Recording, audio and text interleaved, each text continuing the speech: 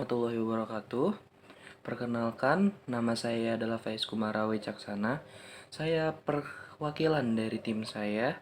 Nah, untuk kali ini saya akan membahas tentang tugas kelompok, yaitu tugas matematika ekonomi. Kami membahas tentang pengembangan usaha retail yang mengaplikasikan perhitungan laba, persamaan linear, break-even point atau BEP, dan matriks dalam sektor retail. Oke, berikut adalah anggota-anggota kelompok sebagai berikut. Alfi Arifian dengan NIM 64250-102.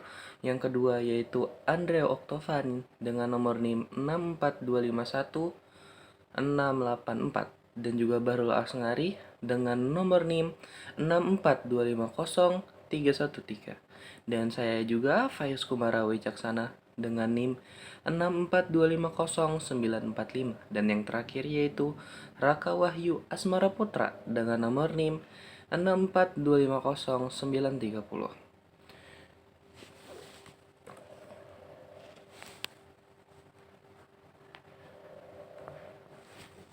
Oke, pengembangan usaha retail, aplikasi penghitungan laba, persamaan lineal break-even point atau BEP, dan matriks dalam sektor retail.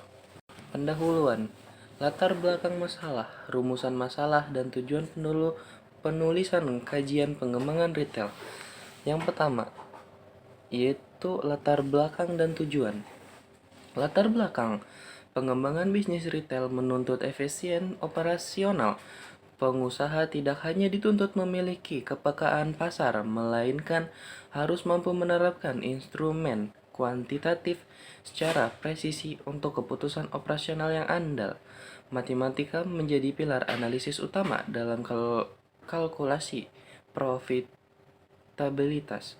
Oke, untuk tujuannya, kajian ini berfokus pada integrasi matematika makro atau mikroekonomi dalam menghitung laba, memodelkan penjualan linear, menentukan titik impas atau BEP, serta mengorganisasi inventarisasi multivasi menggunakan sistem matriks. Selanjutnya ada kalkulasi profitabilitas. Formulasi laba kotor dan laba bersih sebagai indikator fundamental kesehatan keuangan retail. Menghitung laba kotor dan laba bersih. Di sini ada formulasi finansial. Laba kotor adalah selisih penjualan bersih dengan HPP. Rumusnya, laba kotor sama dengan penjualan dikurang HPP. Laba bersih. Laba bersih adalah laba kotor dikurangi seluruh beban operasional. Rumus laba bersih adalah laba kotor dikurang biaya operasional. Selanjutnya ada persamaan linear dan fungsi. Memodelkan hubungan proporsional antara volume penjualan dengan total pendapatan. Fungsi pendapatan untuk harga jual tetap dengan simbol P, total pendapatan dengan simbol Y, naik sebanding dengan volume penjualan dengan simbol X. Rumusnya adalah Y sama dengan 5000X. Kasus penjualannya X sama dengan 250 unit. Y sama dengan 5000 dikali 250 sama dengan 1.250.000. Selanjutnya break even point atau BEP. Analisis titik impas untuk menentukan batas minimum penjualan agar usaha terhindar dari kerugian. Formulasi analisis BEP. Yang pertama, BEP unit digunakan untuk mengetahui jumlah fisik kuantitas barang yang wajib dijual agar menutupi biaya tetap atau yang disebut dengan fixed cost dengan rumus BEP sama dengan FC per P dikurang FC. Yang kedua adalah BEP rupiah, digunakan untuk mengetahui volume minimal omset penjualan minimal yang harus dihasilkan agar berada pada titik impas dengan rumus BEP sama dengan FP sama dengan FC per CMR. Studi kasus BEP unit dan rupiah. Perhitungan parameter BEP atau break even point. Parameter FC atau fixed cost sama dengan 5 juta. P sama dengan Rp25.000 per unit.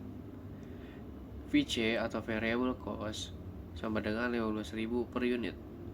Jadi untuk perhitungan unit BEP sama dengan 5 juta dibagi 25.000 kurang 15.000 sama dengan 5 juta dibagi 10.000 dan hasilnya adalah 500 unit.